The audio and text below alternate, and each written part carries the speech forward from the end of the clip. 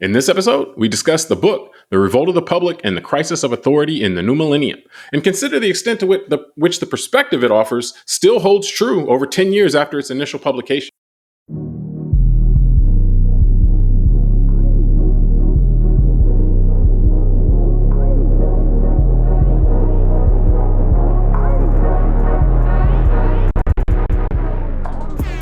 Hello, welcome to the Call Like I See a podcast. I'm James Keys, and joining me today is a man whose takes are good enough that all you got to do is relax and take notes. Tunde Ogunlana. Tunde, are you ready to show him why you're dead wrong? No. Show them why they're right. All right. There we go. Now, before we get started, if you enjoy the show, I ask that you subscribe and hit like on YouTube or your podcast app. Doing so really helps the show out. Recording on April 1st, 2025, and we continue our culture series today by doing some reading between the lines in the book, The Revolt of the Public and the Crisis of Authority in the New Millennium, which was released in 2014 and updated in 2018. In this book, the author, Martin Gurri, looks at how digital technology has ushered in a new era of information access and altered the power balance between the public and elite institutions and societies around the world, leading to much of the dissatisfaction, instability, and disorder we've seen recently in societies all around the world. Now, to get us started, Tunde, we note that the book laid out 5 of what it called waves of the expansion of information, or information revolutions, each of which can be said to have altered the way that societies were organized and operated. And the first wave, you articulated, was writing, with the second being the alphabet, the third being the printing press, the fourth being mass media, which is the kind of the wave that we are transitioning out of. And then the fifth being the digital technology wave in the networked environment. So this kind of internet era, social media, anybody can publish information, and information, you can search it, you can find it. It's not controlled centrally generally. So what are your thoughts about how, just, again, to get us started, about how the book framed this idea of this fifth wave, as it called it, that we're entering, of the information access and just kind of the transition that we're living through as we get to it, because we're not, he didn't suggest that we're already there. It's just kind of this transition period that we're in. Yeah, I thought it was an excellent book and an excellent read. I highly recommend it, which is why we're doing a show on it, right? Talking about it. But no, I think, this idea of the waves, I think was very interesting. So I feel like he, not necessarily to say his theory is the be all and end all of this kind of discussion of human societies and how we operate and move around and go through changes. But it's this idea that I think many of us who have observed history and kind of think about these things over time realize that history isn't necessarily just this linear thing that things always progress in a certain way, and over time things just happen because they should or whatever. And I think the idea of thinking of it in waves, and not something that happens, in an orderly fashion, to me was a very interesting way to look at it, because I never approached the topic or seen it approached that way. So to me, the idea of the way that information is shared, I was going to first say through society, but I think the way this wave thing is like you said, the alphabet to the printing press to then the way that mass media was able to be created through the technologies of the industrial age and disseminated to the public. And now this change, kind of like another stepping stone, this change from that to now the public's ability to also engage back to those who disseminate kind of the mass media and all that. I think it's very interesting, because I never gave the idea of how humans relate to information at a societal level as much, I guess, thought as how it influences the way that societies are driven, as I have since reading this book. It's like, wow, okay, all these changes historically that sometimes get chalked up to other things, the root of it, maybe other things happen because of this, but the root of it seems to be something as simple as the creation or invention of a new way of communicating. And so it's just to me, it's just another fascinating look at kind of some of this societal stuff. Yeah, one of the key pieces in this fifth wave to me, and then the transition from this mass media, which is a very top-down like a very top down approach. And actually, if you back it up a little bit, you could say the printing press kind of was less top down in many respects, because the ability to be able to put out pamphlets, for example, is much easier than broadcasting on a network. And so there was this change in the 1900s, late in the 20th century, that went from information being the barriers to be able to publish and put stuff out there were lower. If you just got a printing press and could, have a horse taking things around from town to town, you could, you may not be the New York Times, but you could get information out there, versus mass media, where you had the radio and the television and all that stuff. And the people who owned that space had such dominance over the message and the information. And then you could say that the printing press, interesting, took what was previously, when it was just writing, but not the printing press. It was information was very controlled. Printing press kind of opened it up a little bit more, and we saw some transition and some chaos and so forth. And then you go to the mass media, which kind of tightened it back up again, and who can really distribute it, information on a wide scale. And then what we're doing now is opening it back up again. And so, you go from a situation, and one of the points he made was that we went from a situation of information scarcity, so to speak. Like, you just got to know what the major publishers of information told you was important. The nightly news here's what's important that you should know about. And that was it. You didn't get to go and kind of search on your own and find your own rabbit holes and things like that, by and large. Versus now, where we have information abundance. And one of the inverted relationships he talks about is that when information is scarce, there's higher trust, higher levels. Like, you're looking at what's going on and saying, okay, I believe this more, because there's just less sources disputing that.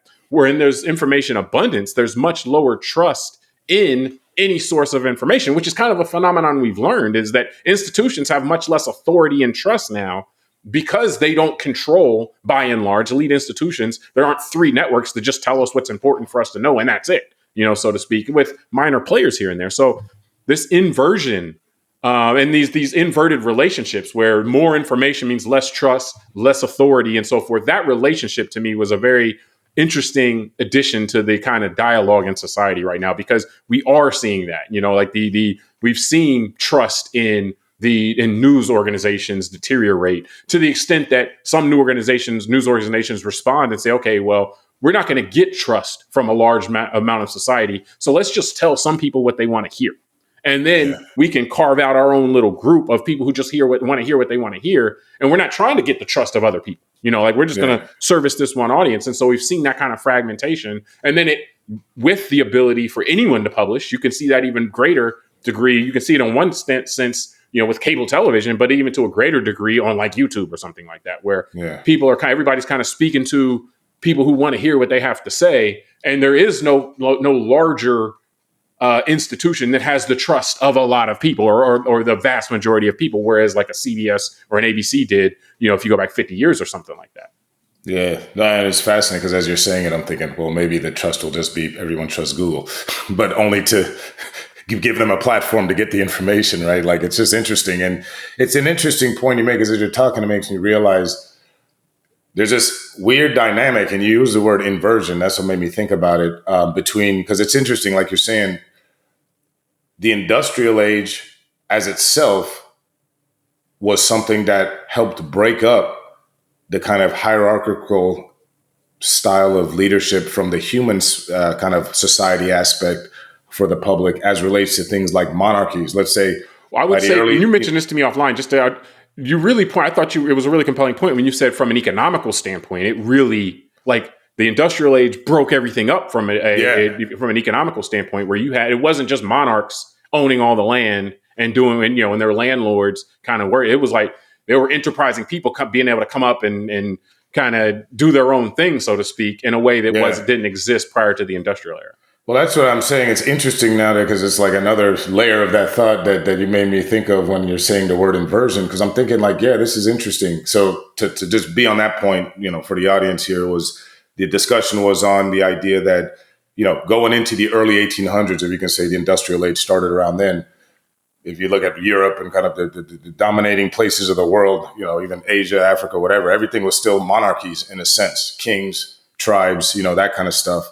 And then the industrial age helped spread democracy, because it created wealth in other pockets, like in, the merchant class, industrialists, all that.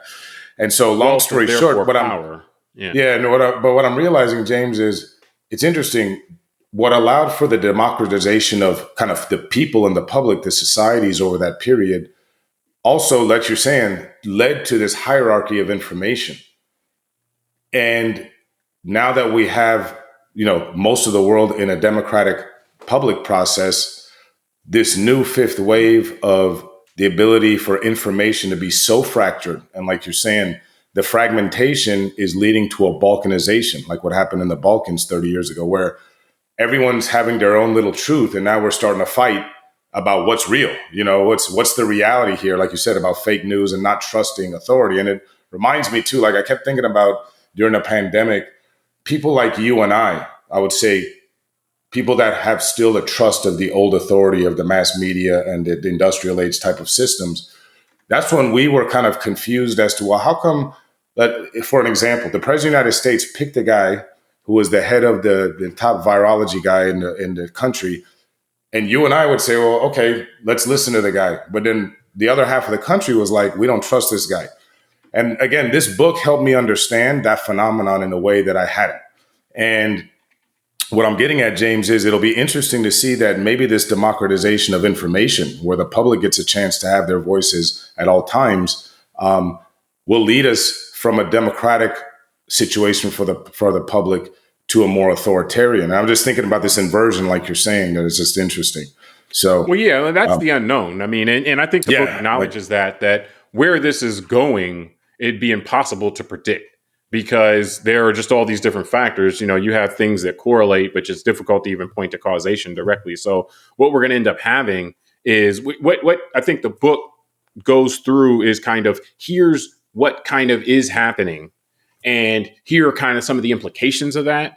But it doesn't, and I think there's a discipline to this. It doesn't go too far into saying, okay, and here's how it's all going to play out. Because yes, there are scenarios where this can, and I'm going to get into one in a little bit, where this could lead us to a more open and free society. And then there are scenarios where this could lead us to a very closed, very tight-fisted control of even more hierarchical and more authoritarian, and so where it ends up going, we'll have to see. But one of the things I want, and kind of, and when you mentioned the struggles that the society had dealing with the COVID pandemic, which is that's a difficult thing for a society to deal with anyway. Like, it's not like you don't look back through history and look at a bunch of societies that dealt with major pandemics swimmingly, and just like, oh yeah, we just moved through that, it was all good. So that's a very, very difficult thing to deal with anyway. But one of the things the book talks about, and this he didn't invent this, he acknowledged it, but just talking about trying to understand kind of some of the operators in society, and the centers of power, as what he referred to as the center and the border, with the center being kind of the powers in place, the elites and the institutions and so forth, and the border being kind of the people who are not happy with, or not necessarily involved in the established order, but may have an interest in taking apart the established order, and just how those people operate. And what he did, I thought that was really good, is how he connected. If you look at the border and center kind of mentality, if you look at, Mubarak getting overthrown in Egypt, that's kind of the same kind of energy as Occupy Wall Street, which is kind of the indignados in Spain, which are all things that we saw in the 2010s, and in this kind of this friction that was happening, and how the center reacts when the border attacks. What happens when the border does stuff.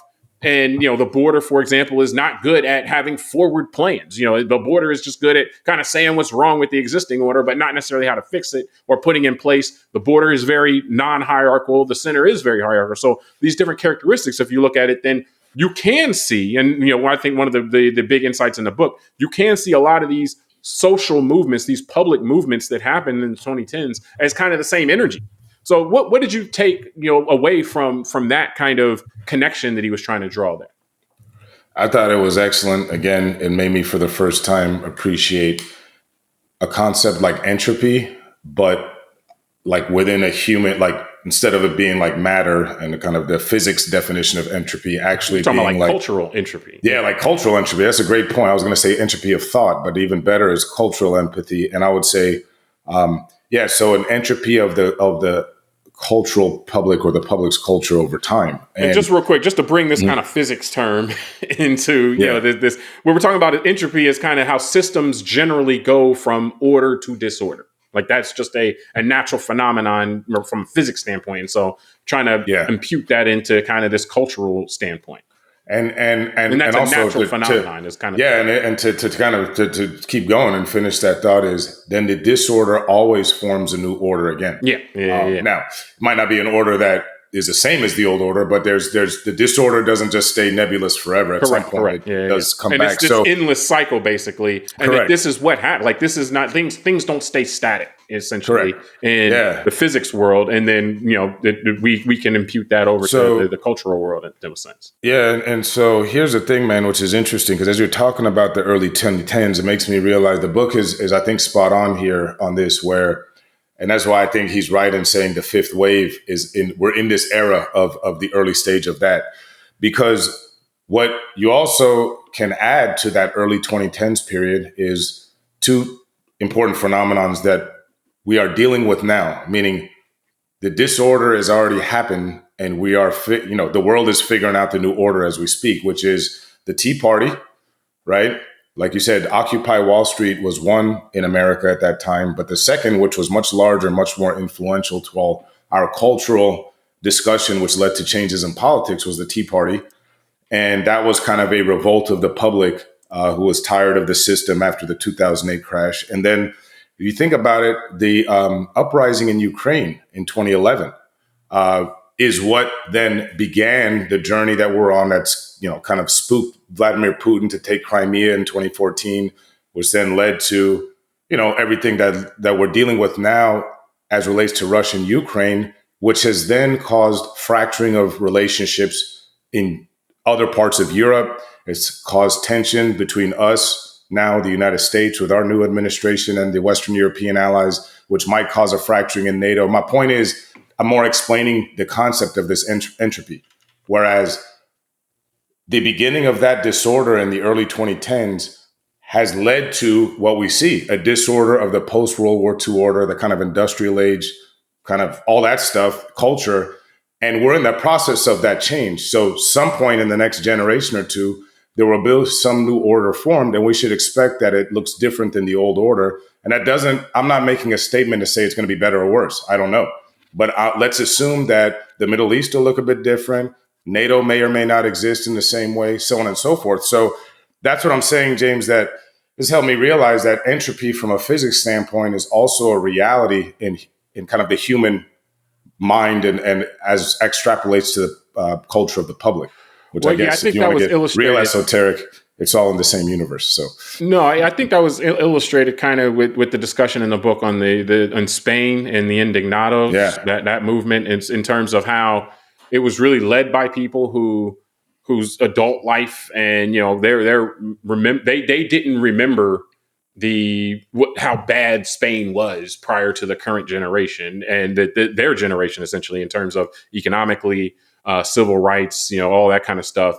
And so they looked at where Spain was, which to the older generations was such an improvement and was like, wow, this is amazing. And they did not appreciate at all, what it was. And they're like, we got to tear this thing up because this is unacceptable. And when it came to specifically, it's like, it's more nebulous and we want, a more ethical society and things like that. And it wasn't because a lot of the things, whether it be economically or whether it be from a political standpoint, there was the battles that had been fought were won to make society what would be considered more open, more livable, so to speak. And so you saw that like they're trying to take apart the system that allowed them to have the role to take it apart, to be able to speak up at anything and not be put in some gulag.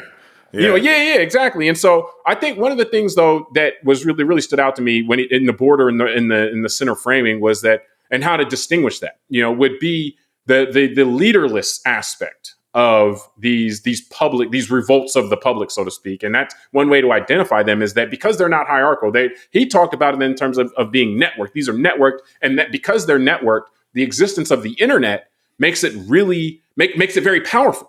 Gives them a power that they didn't really have before something like this, to be able to put together these networked coalitions that are don't have some central person to center around, and so if you have a central person to center around, it's actually less revolt of the public at that point, from the construct here, it's less border. That's a different center, so to speak, trying to take over. Where it's, you look at these movements in Egypt and stuff like that, there wasn't one person who stood in front of everybody and kind of kept everything flowed through them and so forth. And then if there was an overthrow, when Mubarak had overthrown, this person then stepped up and said, okay, I'll be the guy. Or even the Spanish indignados, all that kind of stuff. So, at Occupy Wall Street, I considered Black Lives Matter to be similar to this, in which I remember we discussed some of the issues that Black Lives Matter had because it was leaderless, because everybody kind of could just say, hey, Black Lives Matter is about this. Black Lives Matter is about that. And it's like, well, I didn't know that Black Lives Matter is supposed to be about all that other stuff. I thought it was just about, not Black people. It's interesting, James.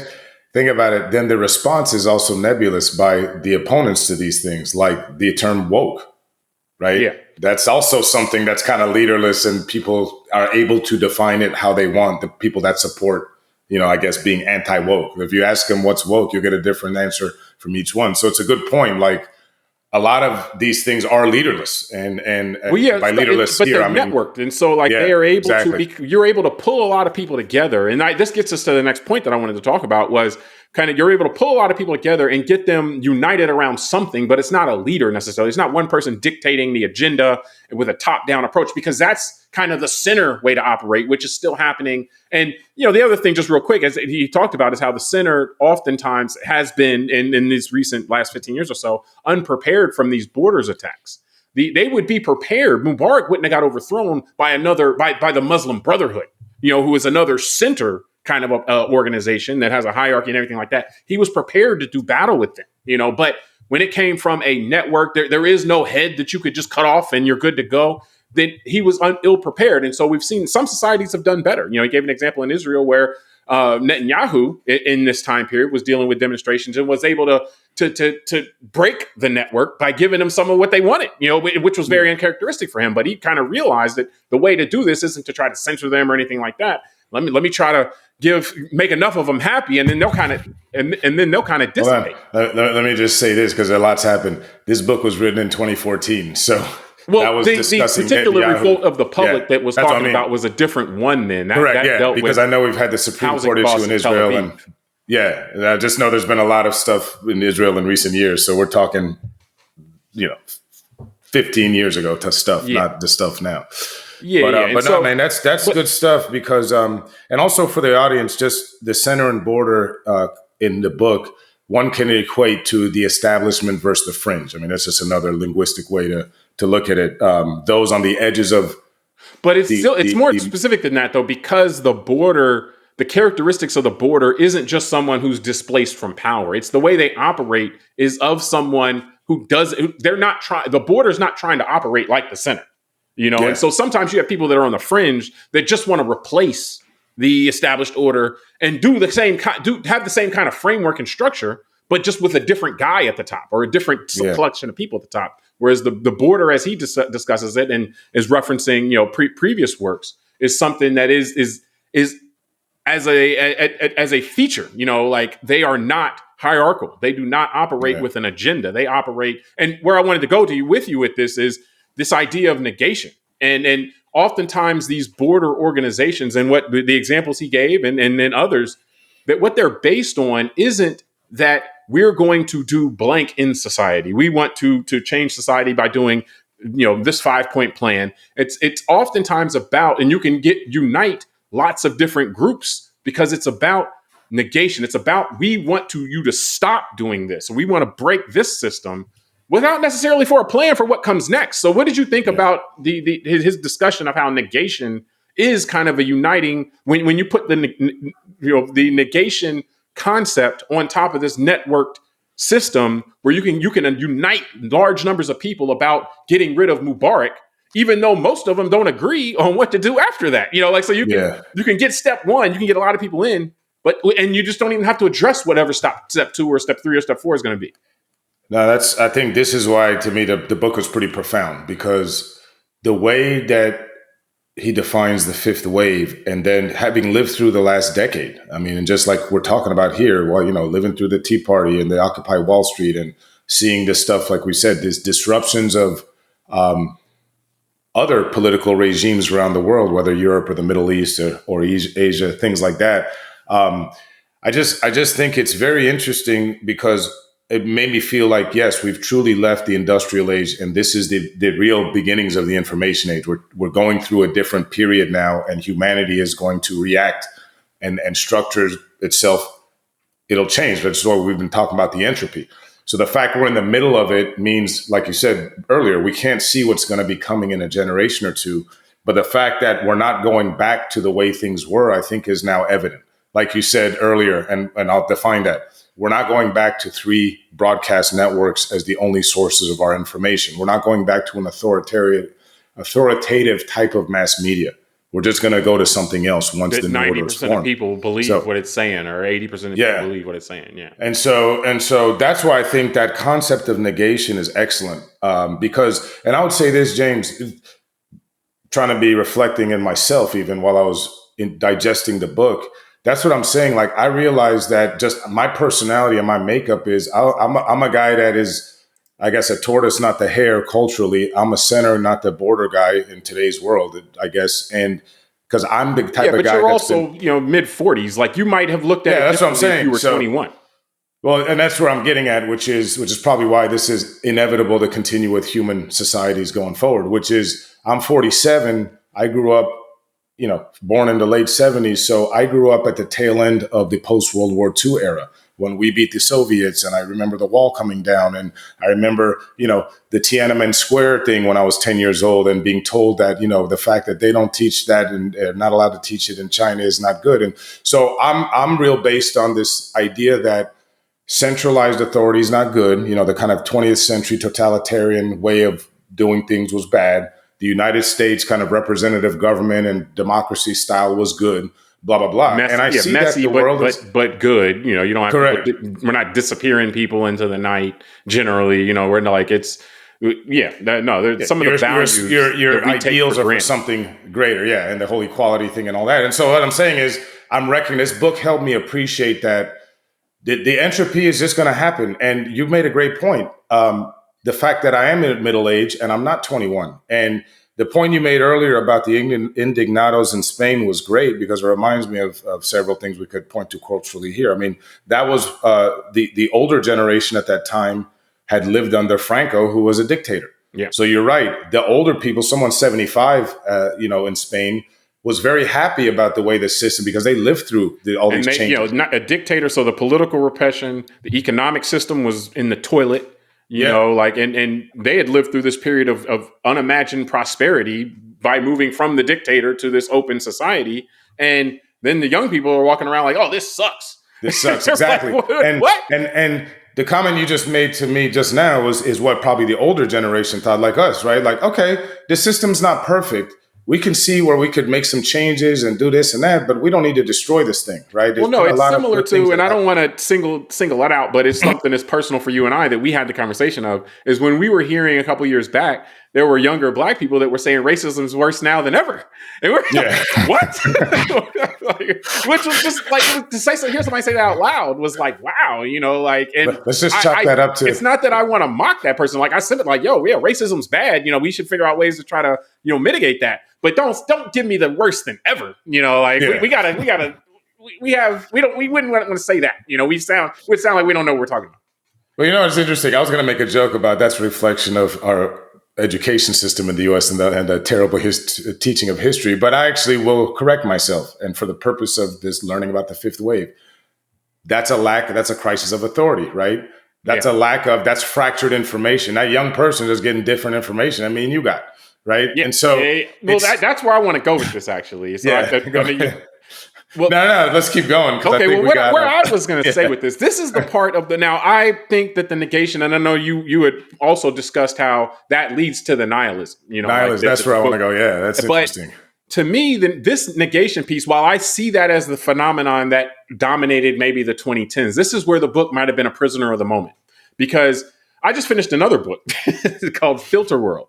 And this talks about the power of the algorithm. One at a time on the show, man. Yeah. But this talks about the power of the algorithmic sorting, and which wasn't in place in the early 2010s. So what we're talking about when we're talking about how, Mubarak gets overthrown, and it's organized on Facebook and all this other stuff. This was before the social media and the digital technology was so well or sorted or algorithmically for people. And I think that where we're going now, actually, I agree that we're in a fifth wave and that, what we're in now is very different. The information abundance, lack of trust, erosion of authority, all of that stuff, I think are very good insights. But I don't think I think what's going to actually happen now that this stuff is happening algorithmically, one of the key things about this algorithmic sorting of people is that you following someone on YouTube or Facebook or Instagram or whatever doesn't mean you're going to see all of the stuff that they post. So the connection you have online now is all mediated by the algorithms.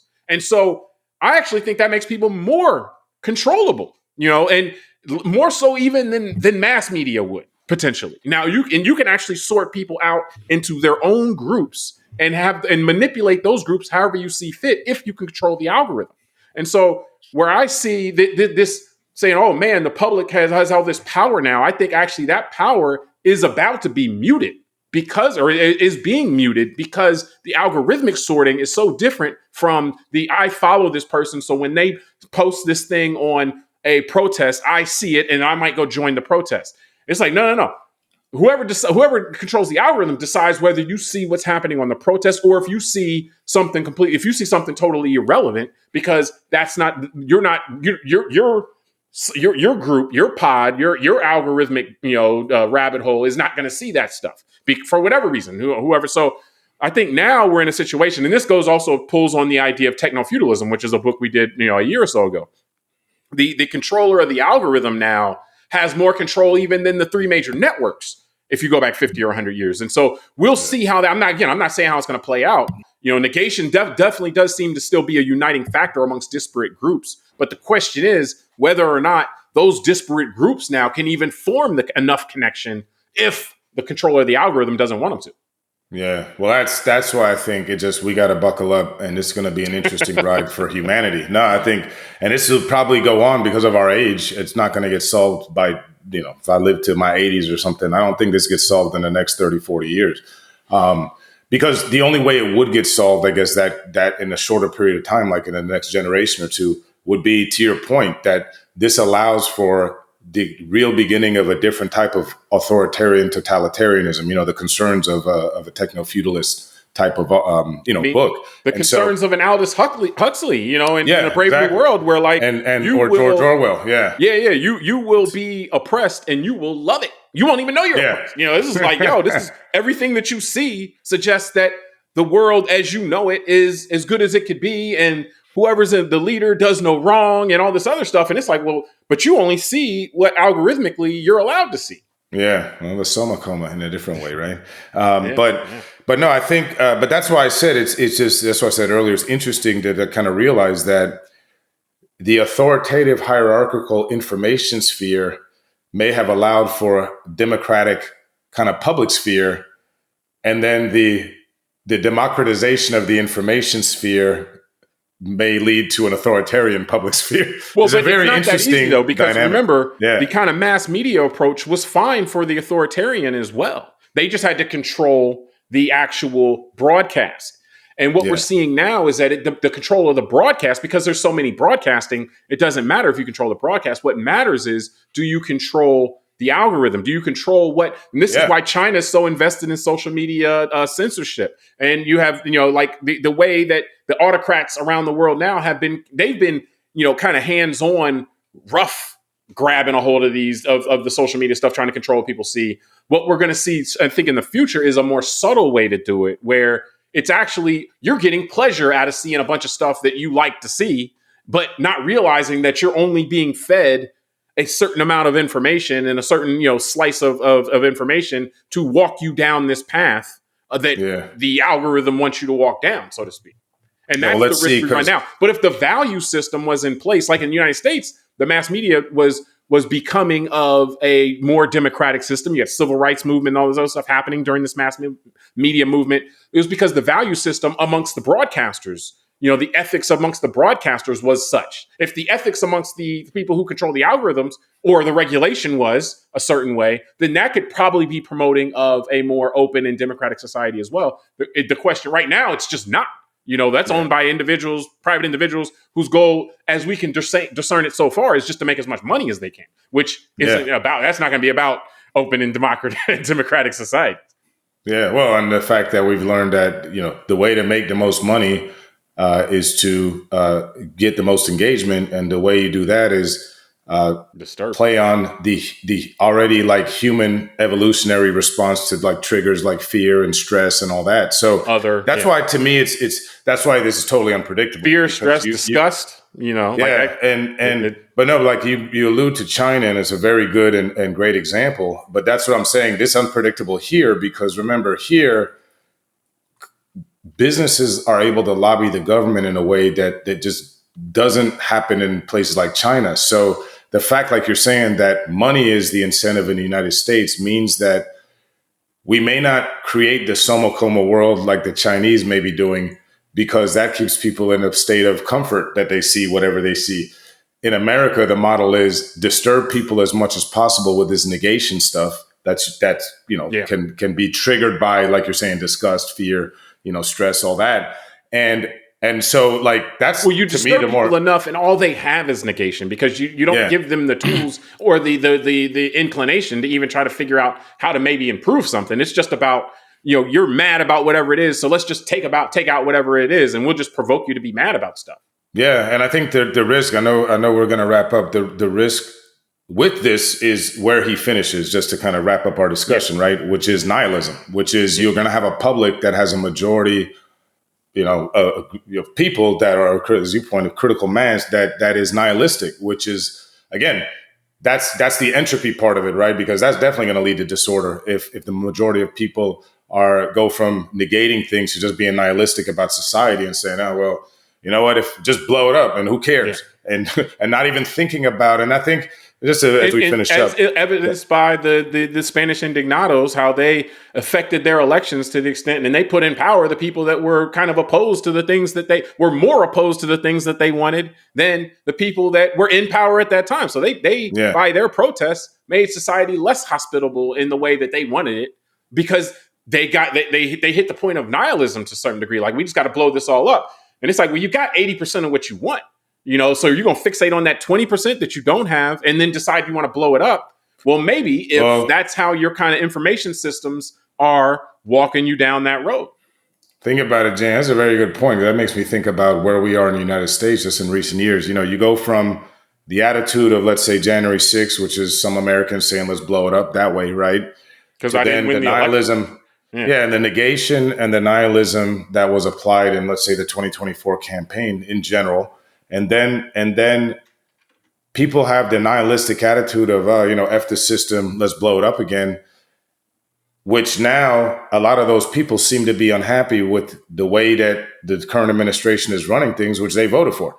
And it seems that it's becoming more authoritarian. So it's like, it's this weird thing that my concern is that without the democracy, the population and the public on the same page about the democracy, we're going to lose the democracy, because it's just going to allow other actors who want to do their own thing, like we're seeing, who don't want billionaires to obey by the rule of law, basically. Exactly. Gives them billionaires. That gives them the ground and the end, because people are like, oh, I don't like it anyway. Exactly. So, and people just using now the government as their personal kind of money exchange, and it's just in the open. So not even in the open. That's what I'm saying. They've been doing it in secret for a long time, but now it's in the open.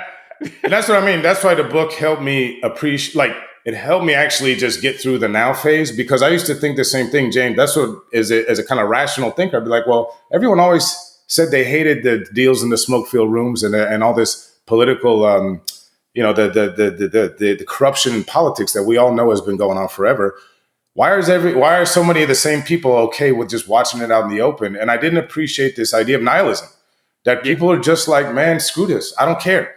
And That's not healthy for the system, but at least it's good to understand where we're at. And that's to your point of the keep my sanity. That's the point to the entropy piece, that it just may be a part of the system, or part of the process that we have to go through in order to appreciate. Like, how do you happen to be born at the time to watch it? Yeah, like, how do you appreciate the lack of corruption? Well, you probably got to deal with a lot of corruption and have that make your life not better for you to be able to, like, to then say, okay, no, not having corruption is better. Because right now, I think there's enough people who say, yeah, corruption, who cares? It's going to happen anyway. We might as well just, like, turn away from it or whatever. But yes, it's there are going to be actors that try to take advantage of that. And there are people who try to push back on that. And so that's the unknowable piece, like, how is it going to coalesce in society? And so I think the book did a good job of keeping open the possibilities for the future. But the reason why I thought it was a worthwhile read was because it allows you to kind of see from a different framework a lot of the things that have unfolded. And then you can kind of make your own mind up as far as where things may be going, or your own kind of, your gut feel on that. Because I didn't walk away thinking that everything he's saying was correct or even timely. I thought some of the stuff was like, okay, yeah, this has kind of changed since you talked about it, and it's going in a different direction. Not one that I think you should have anticipated. Like, you wouldn't have anticipated that, but it's something that it's more data points. But the general framework is helpful for understanding some of those attitudes that we have. So we would recommend it, as you said in the beginning, and I think that a lot of these things, again, just help us kind of make sense of the world we're living in right now. And it does. It seems like we picked a pretty interesting time to be walking around. So, of course, everybody thinks that, but we really need it. So, but we appreciate everybody for joining us on this episode of Call Like I See It. I'll let you know when I come back in my next life. If this one was more interesting. Yeah, just like which one was better, which one I have more excitement and fulfillment, all that stuff. For sure. So yeah, we appreciate everybody for joining us on this episode of Call Like I See It. Subscribe to the podcast, rate it, review it, tell us what you think, send it to a friend. Until next time, I'm James Keys. I'm Tunde Ogunlana. All right, we'll talk soon.